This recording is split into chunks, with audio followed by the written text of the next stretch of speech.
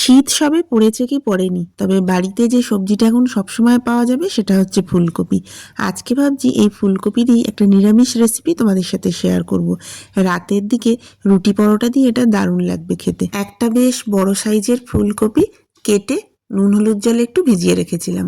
কড়া গরম করে 2 চামচ সর্ষের তেল দিয়েছি। তেলটা বেশ ভালোভাবে গরম হয়ে গেলে কপিটা দিয়ে দিলাম।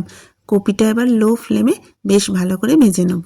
অসময়ের ফুলকপি হলে তোমরা একটু ভাপিয়ে নিতে পারো, তবে এটা একেবারে শীতকালের টাটকা ফুলকপি, কোনো চালানি কপি নয়। দেখো কপিটা আমার ভাজা হয়ে গেছে, বেশ বাদামি রং ধরতে আরম্ভ করেছে। কপিটা তুলে নিলাম। কড়াতে আরও 1 চামচ তেল দিয়েছি। তেলটা ভালোভাবে গরম হলে একটা বেশ বড় সাইজের আলু টুকরো করে কেটে রেখেছিলাম, সেটা দিয়ে দিলাম। আলুটাও এবার লো ফ্লেমে ঢাকা দিয়ে ভালো করে ভেজে নিচ্ছি। আলুটাতেও বেশ বাদামি রং ধরতে শুরু করলে আলুটা তুলে নেব। তবে আর তেল দেব না, কড়াতে যেটুকু তেল ছিল তাতেই 1/2 টিস্পুন কালো জিরে ফোড়ন দিলাম। ফোড়নের একটা গন্ধ বেরোলে দিয়ে দেবো 1 টেবিল স্পুন আদা বাটা। আদাটা একটু ভেজে নিলাম, 1 মিনিট মতো আদাটা ভেজে নিয়েছি। আদার কাঁচা গন্ধটা চলে গেলে একটা বড় সাইজের টমেটো কুচি করে কেটে রেখেছিলাম, সেটা দিয়ে দিলাম। 2-1 বার নাড়াচাড়া করে ঢাকা দিয়ে দিয়েছিলাম। এদিকে আমি একটা মশলা তৈরি করে নিচ্ছি।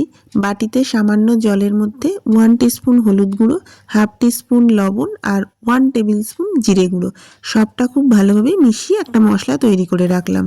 মিনিট 3 পরে ঢাকাটা খুলছি। দেখো টমেটোটা অনেকখানি নরম হয়ে গেছে, কাঁচা গন্ধটাও কিছুটা চলে যাবে।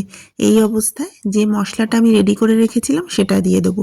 মশলার টমেটো বেশ ভালোভাবে নাড়াচাড়া করে ঢাকা দিয়ে দেবো। মিনিট 2 ঢাকা দেওয়া ছিল, 2 মিনিট পরে ঢাকা খুলেছি। টমেটো আর মশলা ভালোভাবে কষানো হয়ে গেছে, গা থেকে তেল ছাড়তে আরম্ভ করেছে। এবার ভেজে রাখা ফুলকপি আর আলুটা দিয়ে দিলাম। মশলার সাথে ফুলকপি আর আলুকে খুব ভালোভাবে মিশিয়ে দিলাম। 2টো কাঁচা লঙ্কা চিড়ে দিলাম। সবটা ভালোভাবে মিশিয়ে ঢাকা দিয়ে দেবো। 5 মিনিট ঢাকা দিয়ে রেখেছিলাম। মিনিট 5 পরে ঢাকাটা খুললাম। মশলার সাথে আলু আর ফুলকপিটা বেশ ভালোভাবে মজে গেছে। সবটা আরও একবার ভালোভাবে নাড়াচাড়া করে নিয়ে জল দিয়ে দেবো। আমি এখানে বড় কাপের 1 কাপ জল দিলাম। জল দেওয়ার পরে ফুলকপি আর আলু ভালোভাবে একসাথে মিশিয়ে ঢাকা দিয়ে দেবো। ঢাকা দিয়ে 10 মিনিট মতো রেখেছিলাম। 10-12 মিনিট পরে ঢাকাটা খুলেছি। দেখো ফুলকপি আর আলুটা খুব ভালোভাবে সেদ্ধ হয়ে গেছে। খুন্তির সাহায্যে কিছুটা তরকারিটা এভাবে ঘেঁটে দেবো, যাতে বেশ একটু মাখো মাখো হয়। রান্নাটার আমরা প্রায় শেষ পর্যায়ে চলে এসেছি। তরকারিটা এভাবে ঘেঁটে দেওয়ার পরে 1 থেকে 1.5 মিনিটের জন্য আবারও ঢাকা দিলাম।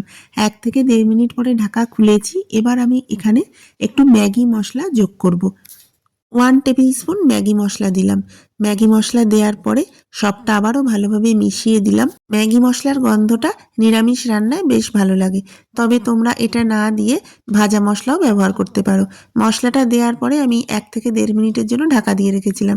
1.5 মিনিট পরে ঢাকা খুলে কিছুটা ধনেপাতা কুচোনো ছড়িয়ে দিলাম।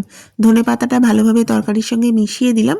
ধনেপাতা দেওয়ার পরে আর গ্যাসের ফ্লেম অন রাখবো না, বন্ধ করে ঢাকা দিয়ে মিনিট 10 স্ট্যান্ডিং টাইম দেবো। এটা গরম গরম রুটি বা পরোটার সাথে দারুণ জমবে। রেসিপিটা কেমন লাগলো অবশ্যই জানিও। খুব শিগগিরই দেখা হবে। ততক্ষণ সবাই খুব ভালো থেকো, সুস্থ থেকো।